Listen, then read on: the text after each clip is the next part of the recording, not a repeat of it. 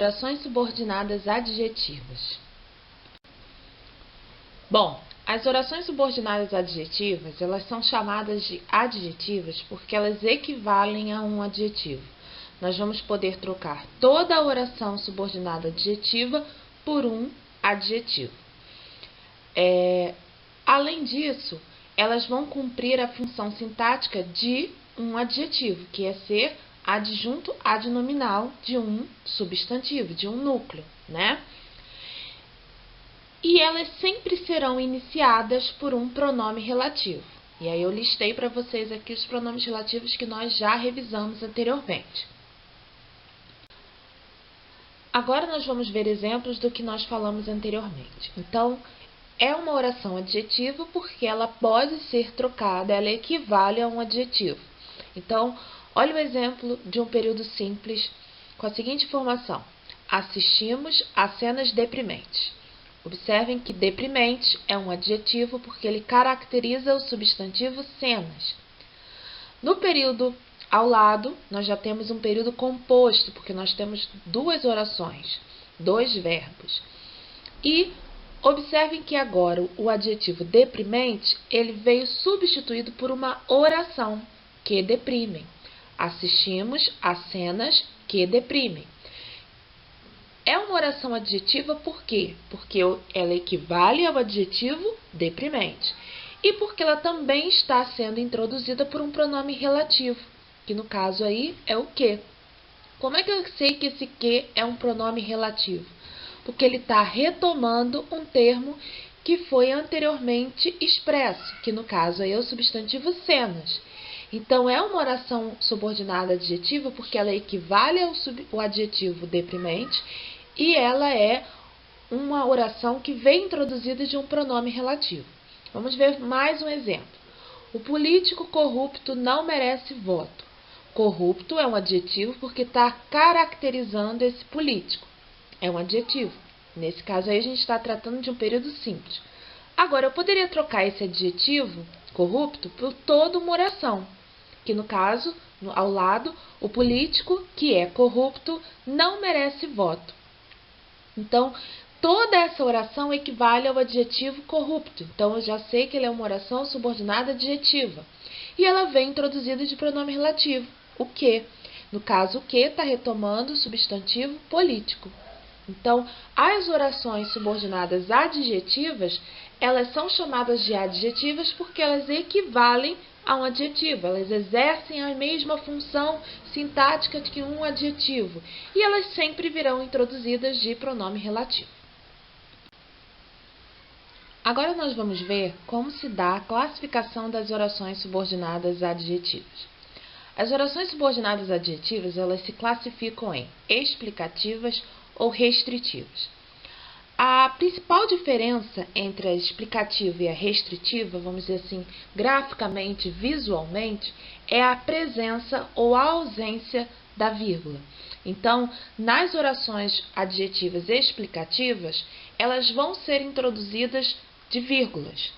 Já as restritivas não virão introduzidas de vírgulas. Então, elas são mais fáceis de serem classificadas porque visualmente você olha para a oração e você percebe se ela é explicativa ou se ela é restritiva. Se ela vier introduzida de vírgula, a gente já classifica como adjetiva explicativa. Se ela não vier introduzida por vírgula, a gente já classifica como adjetiva restritiva. E isso também se relaciona com até mesmo a parte semântica dessas orações. Então, a gente tem assim, as orações adjetivas explicativas, elas esclarecem melhor o termo a que se referem. Então, elas tomam um sentido mais amplo, mais genérico, né? E não há uma escolha entre vários elementos, eu escolho aquele. Não, ela está falando do todo, né? Então, ela está generalizando. Então, já as restritivas, elas restringem, elas especificam o termo anteriormente mencionado. Então, elas vão restringir, especificar esse termo, tá? Então, a gente tem um exemplo das explicativas. Os homens, que são seres racionais, merecem nosso diálogo. Observem que eu sei que É uma oração adjetiva porque ela está sendo introduzida aí por um pronome relativo. Esse que está retomando homens. Observem que ela traz uma informação que é genérica, ou seja, todos os homens são seres racionais. Eu não tenho um homem que é um ser racional e aquele homem que não é um ser racional. Então ela está dizendo que todos os homens são racionais e que todos eles merecem nosso diálogo. Então a noção que as orações adjetivas explicativas trazem é essa noção mais ampla, essa noção genérica, essa noção do todo. Então não há uma escolha, pois todos os homens são seres racionais. Então eu não estou escolhendo aquele homem que vai merecer nosso diálogo ou não. Eu estou falando de todos eles, porque todos eles são seres racionais. Agora, quando eu já vejo as restritivas, a gente já falou que as restritivas elas especificam. Então, olha lá, os homens que são honestos merecem o nosso diálogo. Agora a gente já está falando de alguns e não de todos. Então, ela está falando que nem todos os homens são honestos. Então, eu estou falando apenas aqueles homens que são honestos merecem nosso diálogo. Então, se a noção é de especificação, se a noção é restritiva, eu não vou colocar vírgula para introduzir a minha oração adjetiva, tá?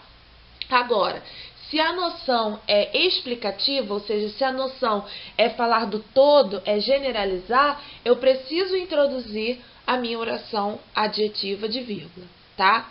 Então, a restritiva, ela fala do apenas e somente. Então, somente os homens, apenas os homens que são honestos merecem nosso diálogo, enquanto as explicativas elas falam do todo.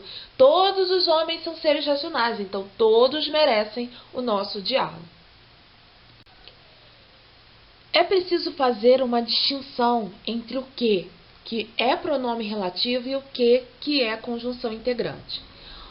O que, pronome relativo, ele exerce a função de um pronome relativo, que é substituir ou acompanhar, no caso, um nome. Então, ele substitui. Na verdade, o pronome relativo, ele substitui um termo que já foi mencionado anteriormente.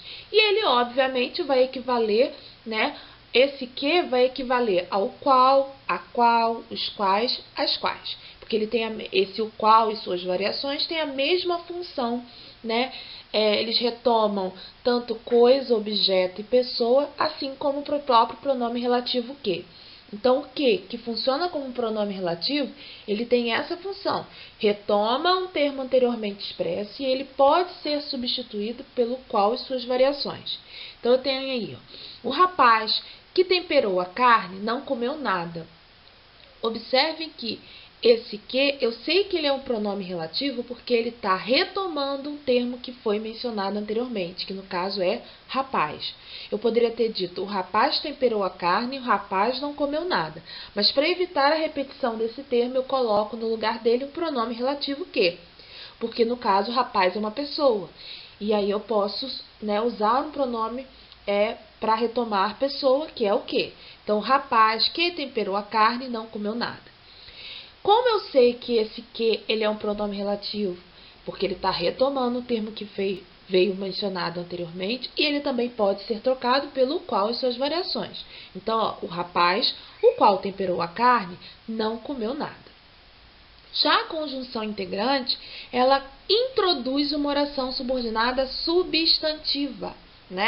Então, o que é uma oração subordinada substantiva? É uma oração que pode ser trocada por um substantivo, é uma oração que funciona como termo sintático da oração principal, Lembrando o termo sintático, quais são eles? Sujeito, objeto direto, objeto indireto, predicativo, aposto, complemento nominal. Então, ela vai funcionar como esses termos sintáticos da oração principal.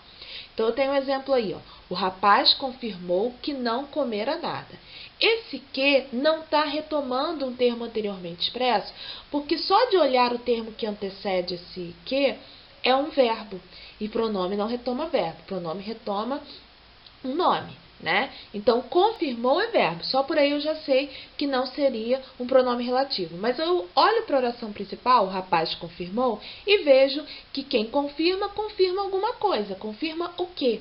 Então, eu sei que é um verbo que precisa de um complemento, um objeto. Então, o objeto está na outra oração. Então, essa oração funciona como objeto direto da oração principal. Então, eu já sei que isso daí é uma conjunção integrante, porque ela está introduzindo uma oração que funciona como termo sintático, no caso, objeto direto da oração principal. Tá? Então, nesse caso, há essa diferença de que pronome relativo para que conjunção integrante a gente tem que prestar atenção. Uma outra questão que a gente precisa prestar atenção é com relação à pontuação das orações subordinadas adjetivas. A ausência ou a presença da vírgula muitas das vezes pode modificar o sentido. Então, eu tenho dois períodos aí que são aparentemente iguais. Os macacos que estão doentes serão transferidos do zoológico. E os macacos que estão doentes serão transferidos do zoológico. Eu observo que um vem introduzido de vírgulas, o outro não vem introduzido de vírgula. Observem que estão doentes, esse período, essa oração é uma oração adjetiva, porque eu sei que esse que é um pronome relativo está retomando macacos, e essa oração ela equivale a um adjetivo, né? Então, observem que essa oração introduzida de vírgula eu já classificaria como uma oração explicativa, certo? No período abaixo, esse que estão doentes não vem introduzido de vírgula. Então, eu já classificaria essa oração como uma oração restritiva, adjetiva restritiva. O que há de diferente entre essas duas orações? Só que uma é explicativa e a outra é restritiva? Não. Observem que há uma mudança de sentido quando eu coloco a vírgula. Então, no primeiro período, a gente tem assim: os macacos que estão doentes serão transferidos do zoológico. Se vem introduzidos de vírgula, eu já sei que ela é explicativa. E lá anteriormente nós falamos que as orações adjetivas e explicativas, elas falam do todo, elas generalizam.